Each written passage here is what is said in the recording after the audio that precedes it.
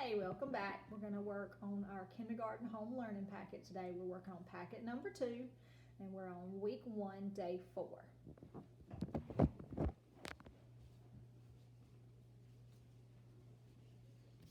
right, packet number 2. We've done our first 3 days. So now we're on day 4. We're starting with counting. We've done some pages like this before, so you kind of know how these work. First, let's look at what numbers we have. 7, 8, 9, and 10. We've got to look at our pictures. We're going to have to find the pictures that show each number.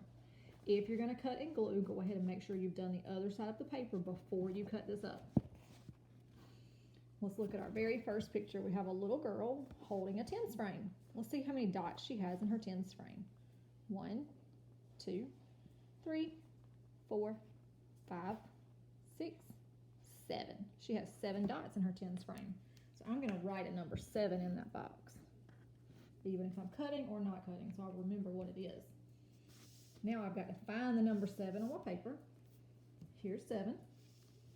And I'm going to draw a picture like this one, the best I can, in the box. I'm going to draw a tens frame. If you don't want to draw the tens frame, you can just draw the 7 circles. 1, 2, 3, 4, 5, 6, 7. 7 dots, and if you want to draw the little girl, that's fine too. There's my little girl with her 7 dots. Then let's do one more. 1, 2, 3, 4, 5, 6, 7, 8, 9. There are 9 fish. So I'm going to write a number 9. I'm going to have to find the ice cream cone with number 9. And I'm going to draw 9 fish. Here's an easy way to draw a fish. Here's the top and the bottom. 1, 2, 3, 4, 5, 6, 7, 8, and 9 fish. Now go back and count and make sure you have the right number there. And finish all the rest of your pictures. All right, our next page is telling time. We've done a few pages like this before. Remember, this is not something that we have really worked on a lot at school, but it is something good for you to learn how to do. We're still working on time to the hour, so we're only doing o'clock. We have our big long hand, that's the minute hand, and we have the little short hand is the hour hand. We look at the hour hand first. It's pointing right to the number 3. And the big hand is pointing to the 12. And we've talked about this before. When the big hand points to the 12, we say o'clock. So we have 3 o'clock. We're going to look over here at the side, and we've got to find the one of these that says 3 o'clock, like you might see on your stove clock. This is a 5, so that can't be 3 o'clock. That's a 1. That's a 6. There we go. There's a 3, and then we have the dot dot. And then 2 zeros. When we see the 2 zeros at the end, we say o'clock. 3 o'clock. So I'm going to write that the same way up here. 3 o'clock. Very good. Make sure you look at your little shorthand first and see what number it's pointing to. All right, the next page. This is a little different. And if you have some dice at home, then you can use your dice to do this. If you do not have any dice, you might be able to find a dice online, like on the phone.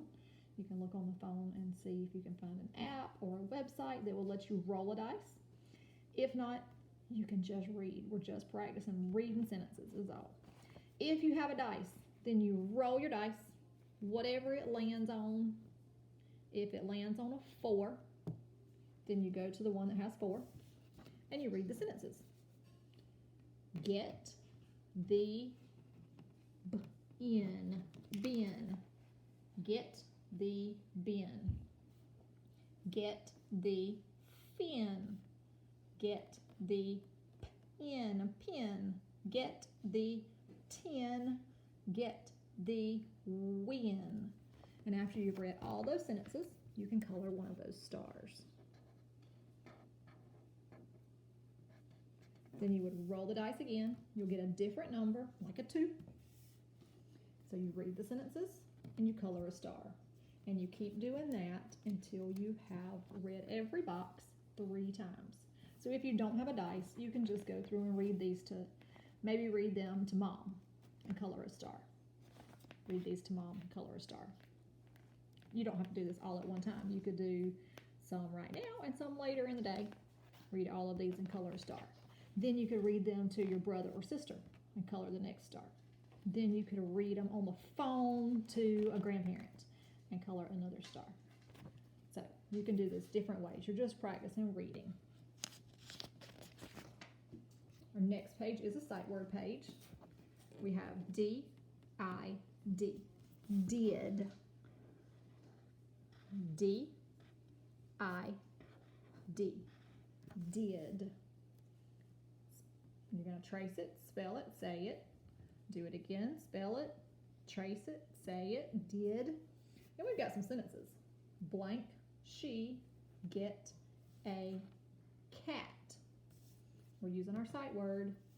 Did she get a cat? And we're asking a question, so we have a question mark at the end.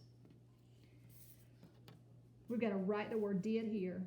It's going to look a little bit different than this one. It's going to be the same letters, D-I-D, but this is the beginning of a sentence. So we've got to start with a capital letter, capital D, D-I-D,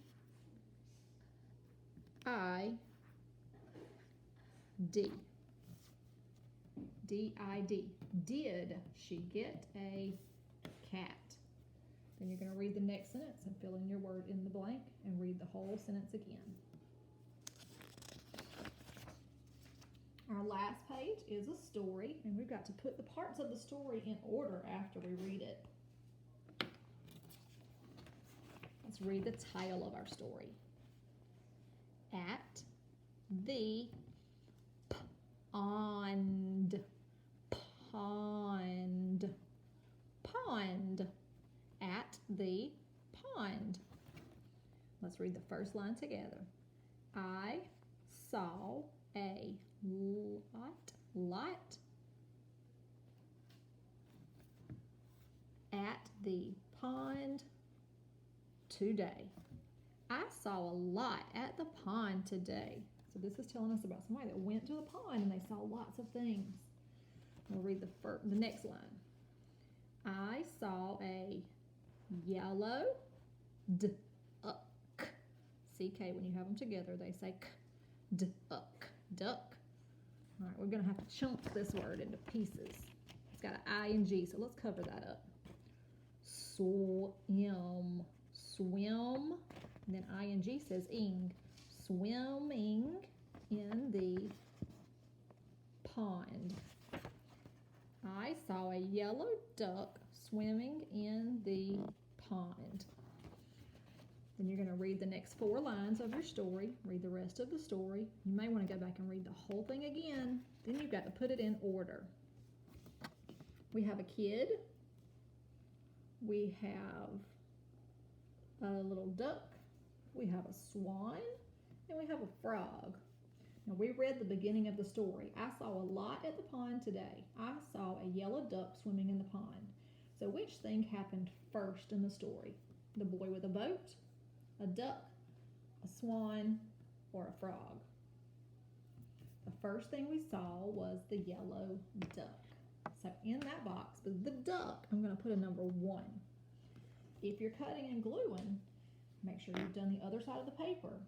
Then you could cut these pictures out and glue them. First, we saw the duck. Next, what did we see? You have to read your story to find out. Then what happened? You have to read your story. And last, what happened at the end of the story? So you'll have to read it to see what would happen at the end. Then you can go and tell somebody that story and make sure to show them the pictures while you're telling them. Great job. See you again tomorrow.